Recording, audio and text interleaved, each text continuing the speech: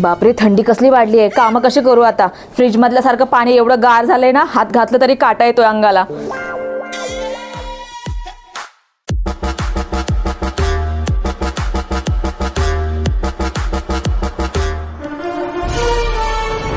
काय ग, अशी का बसलीस? एवढी थंडी लागती वय? मी बघ फेरफटका पण मारून आले. तुझ्यापेक्षा तर मीच बरी. काय म्हणता आजी, तुम्हाला थंडी नाही जाणवत? अगं कमजोर माणसांना थंडी जाणवते. व्यायाम करायचं नाही, उगा बसायचं आळशीसारखं एका जागेवर बसून.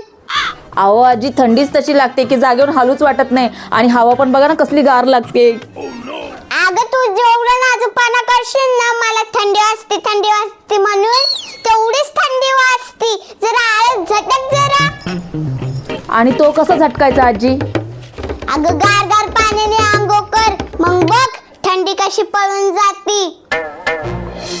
असं बोलताय? गार पाण्याने आंघोळ केल्यावर थंडी जाईल? ठीक आहे.